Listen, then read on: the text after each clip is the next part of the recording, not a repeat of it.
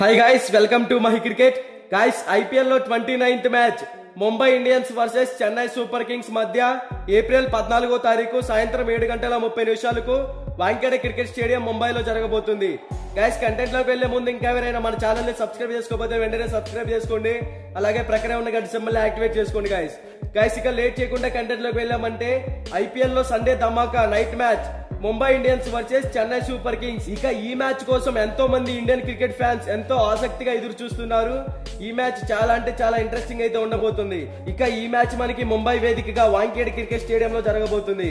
Wankhede pitch reports గురించి మాట్లాడుకుంటే ఈ పిచ్ అనేది బ్యాటింగ్ మరియు బౌలింగ్ కి రెండింటికి అనుకూలంగా ఉంటుంది.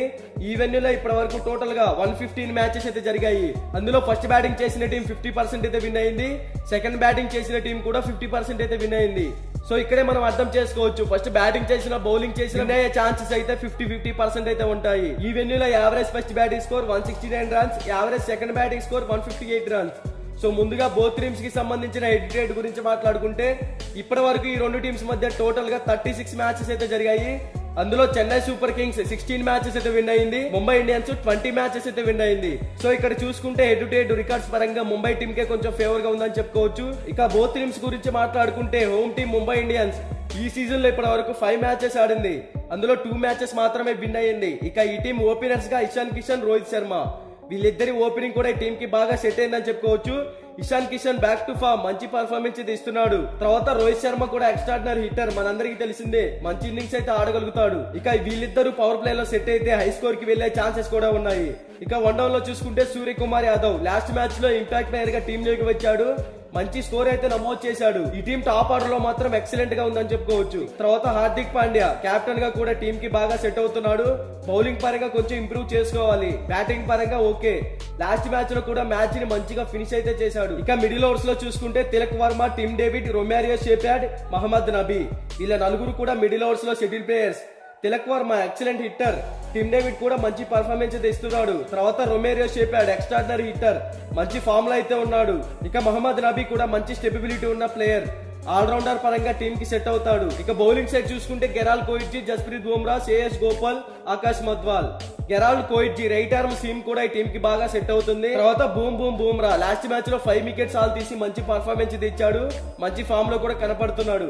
ఇక ఈ టీం ఓవరాల్ గా టాస్ గెలిచినా ఓడినా ఫస్ట్ బ్యాటింగ్ కనుక చేస్తే కంపల్సరిగా 200+ టార్గెట్ అయితే సెట్ చేయాల్సి ఉంటుంది. అప్పుడే ఈ టీం విన్ అయ్యే ఛాన్సెస్ అయితే క్రియేట్ చేసుకోవచ్చు. ఇక చెన్నై సూపర్ కింగ్స్ గురించి మాట్లాడుకుంటే ఈ సీజన్ లో ఇప్పటి వరకు 5 మ్యాచెస్ ఆడితే అందులో 3 మ్యాచెస్ మాత్రమే విన్ అయ్యింది. ఇక ఈ టీం ఓపెనర్స్ గా రచిన్ రవీంద్ర, రుతురాజ్ గైక్వాడ్ వీళ్ళిద్దరి ఓపెనింగ్ కూడా సెటిల్ గానే ఉంది. రచిన్ రవీంద్ర ఎక్స్ట్రాడినరీ హిట్టర్, మంచి పర్ఫార్మెన్స్ అయితే ఇస్తున్నాడు, కానీ కొంచెం స్ట్రగుల్ అవుతున్నాడు. ఇతను పవర్ ప్లే లో అవుట్ అవ్వకుండా ఉంటే మంచి స్కోర్ అయితే బిల్డ్ చేయగలుగుతాడు. తర్వాత రుతురాజ్ గైక్వాడ్ కూడా మంచి పర్ఫార్మెన్స్ అయితే ఇస్తున్నాడు, కెప్టెన్ గా కూడా సెటిల్ అవుతున్నాడు. ఇక వన్ డౌన్ లో రహానే కూడా షెడ్యూల్ ప్లేయర్, కానీ లాస్ట్ మ్యాచ్ లో డారెన్ మిచెల్ వన్ డౌన్ లో వచ్చాడు. డారెన్ మిచెల్ కూడా మంచి పర్ఫార్మెన్స్ అయితే ఇస్తున్నాడు. తర్వాత Shivam Dube extraordinary hitter, last match లో ఇంపాక్ట్ ప్లేయర్ గా టీమ్ లోకి వచ్చి మంచి ఇన్నింగ్స్ అయితే ఆడాడు. ఇక మిడిల్ ఓవర్స్ లో చూసుకుంటే Sameer Rizvi, Darren Mitchell, MS Dhoni, Jadeja వీళ్ళ నలుగురు కూడా మిడిల్ ఓవర్స్ లో సెటిల్ ప్లేయర్స్. సమీర్ రిజ్వీ మాత్రం కొంచెం ఇంప్రూవ్ అవ్వాలి, బ్యాటింగ్ పరంగా తన టాలెంట్ ఏంటో చూపించాలి ఈ టీం కి. ఇక డారెన్ మిచెల్ కూడా మంచి పర్ఫార్మెన్స్ తెస్తున్నాడు. బ్యాటింగ్ పరంగా ఈ టీం కొంచెం చూసుకోవాల్సి ఉంటుంది, ఎందుకంటే ముంబై టీం లో బుమ్రా మంచి ఫామ్ లో అయితే కనపడుతున్నాడు. తర్వాత మన తలవా ఎంఎస్ ధోని మంచి ఇన్నింగ్స్ అయితే ఆడుతున్నాడు. వికెట్ కీపర్ గా కూడా 100% ఎఫెక్ట్స్ అయితే పెడుతున్నాడు. తర్వాత Jadeja excellent all-rounder, last match లో బౌలింగ్ లో కూడా మంచి పర్ఫార్మెన్స్ అయితే ఇచ్చాడు. ఇక బౌలింగ్ సైడ్ చూసుకుంటే ముస్తఫిజర్ రెహమాన్, శార్దుల్ ఠాగూర్, తీక్షణ, తుషార్ దేశపాండే వీళ్ళ నలుగురు కూడా ఎక్సలెంట్ బౌలర్స్.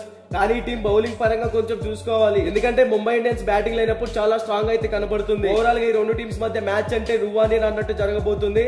ఈ రెండు టీమ్స్ లో బ్యాటింగ్ పరంగా బోత్ టీమ్స్ స్ట్రాంగ్ అని కనబడుతున్నాయి. బౌలింగ్ సైడ్ చూసుకుంటే కొంచెం ముంబై ఇండియన్స్ బెనిఫిట్ గా ఉంది.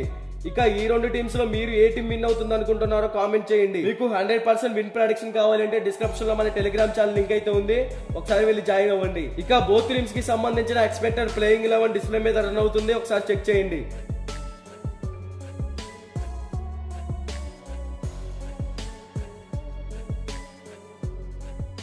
మీకు ఈ వీడియో నచ్చినట్లయితే లైక్ చేయండి, కామెంట్ చేయండి, సబ్స్క్రైబ్ చేసుకోండి. అలాగే ప్రక్కనే ఉన్న గంట సింబల్ యాక్టివేట్ చేసుకోండి. Thank you for watching.